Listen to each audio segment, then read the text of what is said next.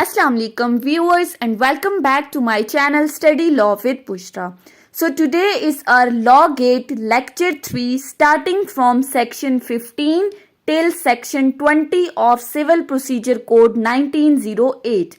But before starting the discussion, I request you all to please subscribe to my channel and don't forget to press the bell icon for latest updates. Do share this video with your friends and don't forget to comment your feedback. So let's move towards the discussion. Section 15 to 20 basically deal करता है territorial jurisdiction of civil courts. Territorial jurisdiction. पिछली video में हमने discuss किया था कि pecuniary jurisdiction क्या है. पेक्यूनरी जुरिस्डिक्शन को हमने क्या कहा था कि ऐसी जुरिस्डिक्शन जो वैल्यू ऑफ द सूट से डील करती है, सूट की मालियत कितनी है उस हिसाब से कोर्ट की क्या जुरिस्डिक्शन है. आज है टेरिटोरियल जुरिस्डिक्शन. नाम से ही जाहिर है, टेरिटरी से निकला है, इलाका, यानी कि आप किस इलाके की कोर्ट में अपना केस फाइल करेंगे. जुरिस्डिक्शन से क्या मुराद है? कोर्ट की लीगल अथॉरिटी किसी भी मैटर को एडजुडिकेट करने की. सो टेरिटोरियल जुरिस्डिक्शन बेसिकली क्या कहता है कि आप किस इलाके की, किस जगह की कोर्ट में अपना केस फाइल कर सकते हैं. Section 16 to 20 basically territorial jurisdiction को एक्सप्लेन करता है.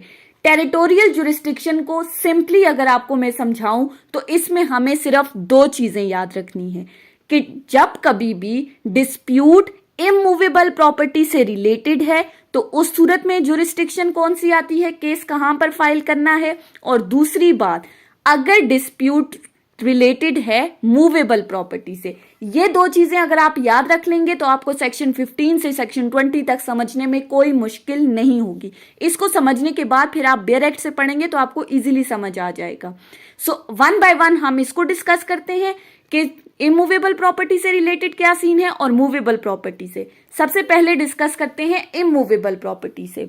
सो सेक्शन में कहा गया है कि जब कभी भी डिस्प्यूट किसी ऐसी इमूवेबल प्रॉपर्टी से रिलेटेड है जहां पर इमूवेबल प्रॉपर्टी की ऑनरशिप का मसला चल रहा है, ऑनरशिप से मुतालिक किसी किस्म का कोई कॉन्फ्लिक्ट आ गया है, तो ऐसी सूरत में आपके पास ये राइट है कि आप उस कोर्ट में सूट इंस्टीट्यूट करेंगे जहां पर प्रॉपर्टी सिचुएटेड है.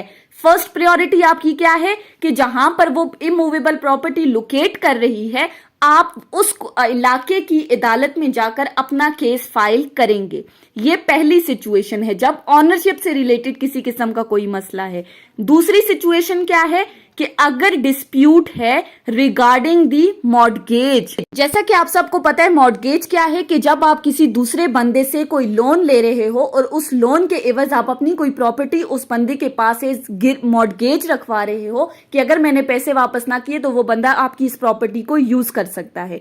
सो अगर मॉर्गेज से रिलेटेड कोई डिस्प्यूट है, मॉर्गेज में जो राइट्स ऑफ मॉर्गेजी है that is right of foreclose and right of redemption, तो ऐसी सिचुएशन में केस आप कहां फाइल करेंगे?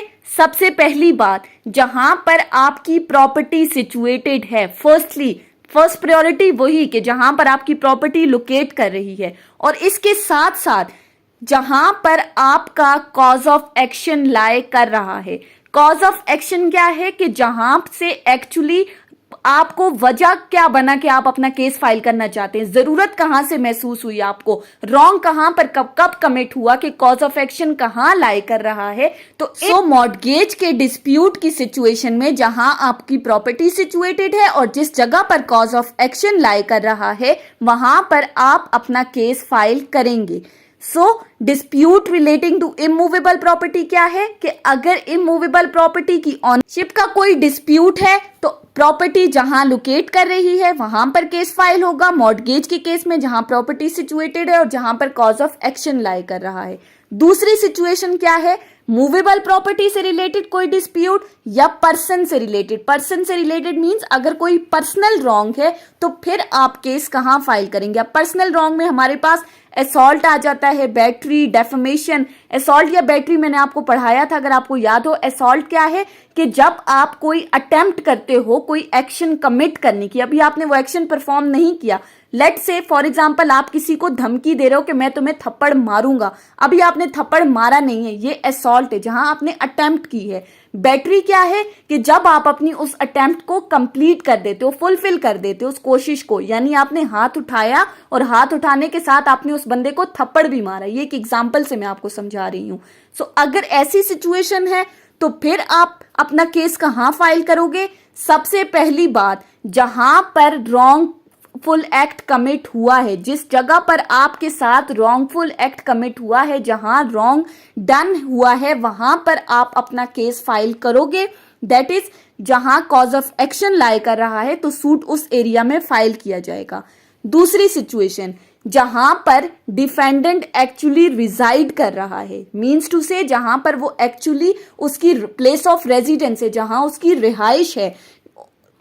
तीसरी सिचुएशन, जहां पर डिफेंडेंट अपना बिजनेस लेकर चल रहा है, where the defendant carries his business or who is working for the gain, means to say जहां पर वो अपना कारोबार चला रहा है, तो उस जगह पर भी आप अपना केस उस जगह की कोर्ट में भी फाइल कर सकते हैं। और चौथी सूरत वहीं जहां पर कॉज ऑफ एक्शन लाई कर रहा है, जहां पर cause of action actually commit हुआ है।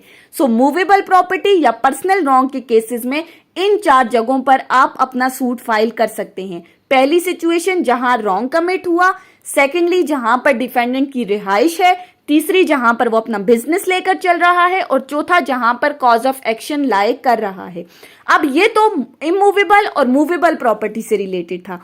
अब इसके बाद एक बात आती है कि अगर इमूवेबल प्रॉपर्टी किसी ऐसी जगह पर सिचुएटेड है जो डिफरेंट कोर्ट्स की लिमिटेशन के अंदर आ रही है, मीन्स टू से कि आपकी इमूवेबल प्रॉपर्टी की लोकेशन वो जगह है जो लोकेशन 2 कोर्ट्स के दरमियान में आ रही है, in the premises of the 2 different courts. तो ऐसी सिचुएशन में आप केस कहां फाइल करेंगे? ऐसी सिचुएशन में आप किसी भी कोर्ट में अपना केस फाइल कर सकते हैं। आपके ऊपर कोई रिस्ट्रिक्शन, कोई बाइंडिंग इफेक्ट नहीं है कि आपने फलां कोर्ट में करना है और फलां में नहीं करना। अगर 2 कोर्ट्स की प्रीमिसेस में अगर आपकी इमूवेबल प्रॉपर्टी लोकेटेड है तो आप किसी भी एक कोर्ट में अपना केस फाइल कर सकते हैं। फिर दूसरी सिचुएशन इन्होंने बताई है कि अगर कहीं पर लिमिटेशन अनसर्टेन है, आपको पता ही नहीं है कि किस कोर्ट के हदूद के अंदर आपकी ये प्रॉपर्टी सिचुएटेड है या किस कोर्ट की हदूद में आपका केस फाइल होना चाहिए, तो ऐसी सिचुएशन में अनसर्टेन लिमिटेशंस की सर्कमस्टांसेस में आप क्या करेंगे? किसी भी कोर्ट में केस फाइल कर सकते हैं और वो कोर्ट आपका केस बोनाफाइडली सुनेगी। तो ऐसी कोर्ट जो आपका केस बोनाफाइडली सुन रही है उसको वैलिड कंसिडर किया जाएगा, उसका जो फैसला होगा वो वैलिड कंसिडर होगा। ये बेसिकली टेरिटोरियल जुरिस्डिक्शन थी जो सेक्शन 16 से 20 तक डिस्कस हुई है कि इमूवेबल प्रॉपर्टीज का क्या मामला है। ऑनरशिप की बात की, मॉर्गेज की बात की, फिर मूवेबल प्रॉपर्टी की बात की और पर्सनल रॉन्ग की बात की कि ऐसी सिचुएशन में आप केस कहां फाइल कर सकते हैं। तो हमने 4 सिचुएशंस डिस्कस की। रॉन्ग कहां कमिट हुआ, डिफेंडेंट कहां रिजाइड कर रहा है, उसका बिजनेस कैसा है, कहां चल रहा है और कॉज ऑफ एक्शन कहां लाए हुआ है। अब 16 से 20 तो हमने बात कर ली, सेक्शन 15 हमसे स्किप हो गया। सेक्शन 15 को मैं डिस्कस करना भूल गई थी, उसमें सिर्फ एक ही लाइन एक्सप्लेन हुई है, तो उसको हम देखते हैं। सेक्शन 15 बेसिकली एक सिंपल सी बात करता है और उसकी अगर आप बेयर एक्ट से वर्डिंग देखें तो स्टार्ट होता है एवरी सूट, मीन्स टू से कोई भी सूट। यहां पर आप लिमिटेशन नहीं लगाई कि इमूवेबल प्रॉपर्टी, मूवेबल प्रॉपर्टी या कोई भी सूट। इन्होंने कहा कि किसी भी किस्म का कोई suit shall be, mandatory provision है, कंपल्सरी है उस बंदे के ऊपर जो कोर्ट सूट इंस्टीट्यूट कर रहा है। Every suit shall be instituted in the court of lowest grade. आपको अपना सूट इंस्टीट्यूट करोगे, निचली अदालत से शुरू करोगे ताकि सुपीरियर जुडिशरी को ओवरबर्डनाइज ना किया जाए। सिंपली लोएस्ट ग्रेड से क्या मुराद है कि आप निचली अदालतों से शुरू करोगे और फिर उसके बाद आप सुपीरियर कोर्ट्स में जाओगे। डायरेक्ट आप हाई कोर्ट या सुप्रीम कोर्ट के अंदर अपना केस फाइल नहीं कर सकते। डायरेक्टली आप हाई कोर्ट में नहीं जा सकते। आपने किस तरह से पहले सिविल कोर्ट में फाइल करना है, वहां से अगर आप अपील कर रहे हैं तो डिस्ट्रिक्ट कोर्ट में, डिस्ट्रिक्ट कोर्ट से high court and high court से देन आप सुप्रीम कोर्ट, यानी कि एक तसलसल के साथ आपका केस चलना चाहिए। सेक्शन 15 बेसिकली क्या कहता है कि हर सूट इंस्टीट्यूट होगा लोएस्ट कोर्ट से जो कि इसको सुनेगी, निचली अदालत।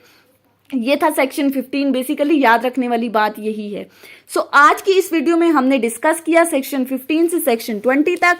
नेक्स्ट वीडियो में हम लॉ गेट के बाकी सीपीसी के सेक्शंस को देखेंगे और फिर उसके बाद हम इंशाल्लाह अपने ऑर्डर्स को स्टार्ट करेंगे। सो आई होप कि आपको ये टॉपिक समझ में आया होगा। अगर आपने वीडियो को अटेंटिवली सुना है तो अगर आपको ये वीडियो अच्छी लगी है तो इस वीडियो को लाइक करें, कॉमेंट करें, चैनल को सब्सक्राइब करना ना भूलें और ज़्यादा से ज़्यादा अपने फ्रेंड्स के साथ शेयर करें। अगर किसी भी किस्म की कोई कंफ्यूजन है तो आप कमेंट्स के जरिए मुझसे पूछ सकते हैं। Thank you so much for watching this video. Till then, अल्लाह हाफिज।